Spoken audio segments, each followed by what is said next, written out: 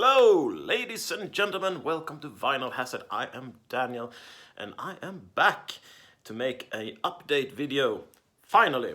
This is going to be a little bit of a special video. It's going to be a two-parter. I will probably post the second part of this video sometime in the next few days. But since I've been gone, I have collected bunch of records. It's like I don't know, 17, 18 records or something. And would I show everything in one video, it would take an hour. And we do not have that kind of time. So I will try to make this as short as possible. I have 7 vinyl records, 1 CD and actually 1 DVD to show you today. And we are going to start out with some speed metal. Riot City, a Canadian band. They were formed about 10 years ago in 2011. And they are... this is their debut album, Burn the Night. I love the artwork, by the way. Very, how should we say it? Very 80s, 80s-esque. Anyway. Here are some lyrics, and here's a lot of pictures of the band. Speed metal, very fast, naturally, and it also have this very classic speed metal vocals, very high-pitched vocals, sung by Cale Savvy. I think it's pronounced Savvy or Savvy, perhaps. Anyway, debut album. It was on some people's end of the year list last year. Very, very good, very, very speedy. Excellent album. Yeah. During these times also, when you're perhaps in self-isolation due to a named virus, well, it's always nice to have music, isn't it? Next one, we have a classic, or classic, I don't know, but for me it is, Blind Guardian with Somewhere Far Beyond. Now, for those who do not know, the poor few fellows who do not know, Blind Guardian is of course power metal. It is probably the power metal to listen to. German band formed in 1984. With the lovely vocals of Hansi Kirsch. Fantastic on this album. This is their 4th album, and it probably is the album where Blind Guardian really put their name on the map, so to speak. It's previously there were like speed metal-ish. At least their first album was very much speed metal, and then they evolved to the power metal sound they have today. And look at that. So obviously it's very inspired by Tolkien's Middle-earth.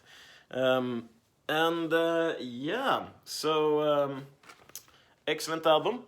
I almost have all of Blind Guardian's records on LPs now, but there are a few I do not own.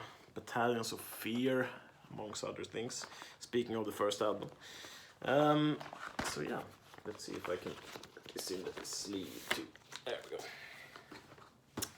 Next one is also a Hansi Kirsch project. The vocalist from Blind Guardian.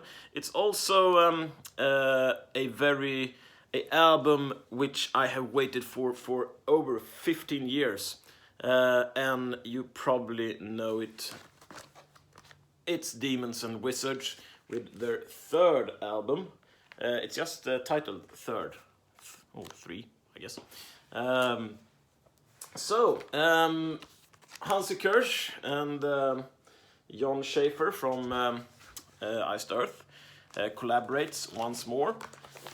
Let's take it out also. And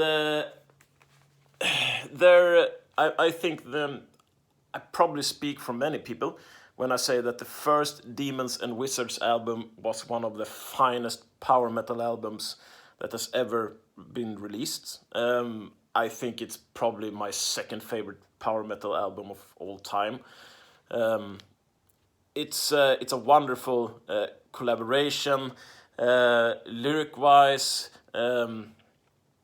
the writing, everything just hits the spot with that album. And I feel it's the same with this. I have listened to it for, I don't know. I mean, my turntable has been broken, but I've listened to it I've listened to it several times on Spotify. It's like it just grows on you. It's excellent. And the boys, we have Hansi there, and John there. And yeah, so it was released just a month ago. And so this supergroup just continues to amaze me. Artwork, brilliant. Excellent album. I don't know what more to say about it. Praise it as hell. Yeah, all right, we can look. Yeah, it's a very good production also, artwork-wise. And I think, yeah, ooh, a bit of hype sticker there. Black vinyl, naturally. Excellent. I think the last one, or the Blind Guardian one was black also, and the Riot City one was actually red. Forgot to show you that, but you know what red looks like. Right, there we go. Right, next we have. All right, I will take the CD last. So I will show you a record which I believe many of you have not seen, or at least not heard of, and that is Forver. So the reason why I say this is that Forver is formed in 2018, so it's a very recent band. They come from Sweden. Let's take it out also. There we go. And you can almost immediately realize that this is inspired by early 80s music, early 80s rock music. It's I think it's like how should I describe it? It's like Survivor with a more rock, not more rock twist. It is like Survivor. It's like kick-ass, fun, heart-pumping 80s rock metal music. And it actually was a project by the drummer from Enforcer, believe it or not. Lyrics. And if there is one song I can recommend, Black, on this album, which I think, yeah, the first track, Anywhere You're Gone, is awesome. Call Out My Name too. I mean, take a listen to the first track and you will realize what this album is all about. I don't think you will be sorry. It's very, I mean, it will take you back to the early 80s era, I suspect. If you were born there, perhaps you were born in the 90s, I do not know. But anyway, us old folks, or not old, but older, would recognize the sound instantaneously.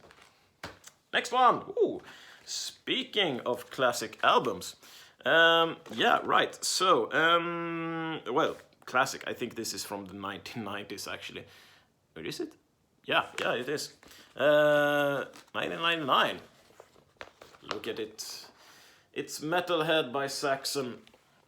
I have looked for this album for a long time. It hasn't had any repressings. You know, Saxon has repressed much of their earlier discography, but this belongs to the later side of the discography. So I guess we have to wait a little bit longer. Artwork, excellent. I mean, This is by Paul R. Gregory, a known artist in the metal world.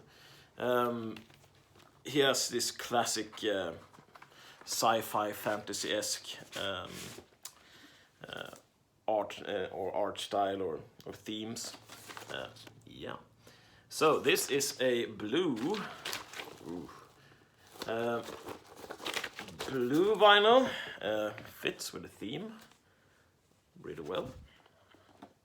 And do we have a... Yeah, so we have the original inner sleeve also. I have re-sleeved it, obviously. With lyrics. Yeah, and there we have the band also. Biff. Very much recognizable. He released a Christmas album, right? This year, or technically I guess it was last year. Haven't listened to that one though. I have a little bit of trouble getting this one in. Oh well, we can do that later. Do not need to take time to actually get it inside the sleeve. I can do that. Now, let's see. What could you say about this album? Right, so the next album is a little bit special also. It's a Swedish album, or Swedish band. Soilwork. Whoa, I haven't. Yeah, all right. So, Soilwork. They are a Swedish band which have existed for about 15 years. They were formed in 1996, and the artwork is very abstract. Salvador Dali-esque, perhaps, with like melting of the structures. So, anyway, this album is called Verkligheten, which I guess could be translated to reality, or the reality, or something like that. So it is a melodic death metal album. From the looks of it, you could almost think it's like some stoner album or something, but it is not. There we go. A snake cliff. And here is the band. So, in melodic death metal genre, or death metal in general, Soilwork is pretty known. It's their 11th album, so they pump out album like no other melodic death metal band I know. This band has a lot of electronic influences in it, which perhaps is a little bit of the theme with the artwork and everything. Lovely lyric sheet there. See if I can get it. Every time it's like catches something. And vinyl with a snake on it. There we go. So, what can you say about this? It's very, very special kind of melodic death metal, very electronic. It's not traditional melodic death metal. I guess you just have to listen to it to really imagine how it sounds. If I would recommend a song here, what would I recommend? Yeah, When the Universe Spoke is a good tune. Also, the title track, Verkligheten. Look them up on Spotify or YouTube or anything else.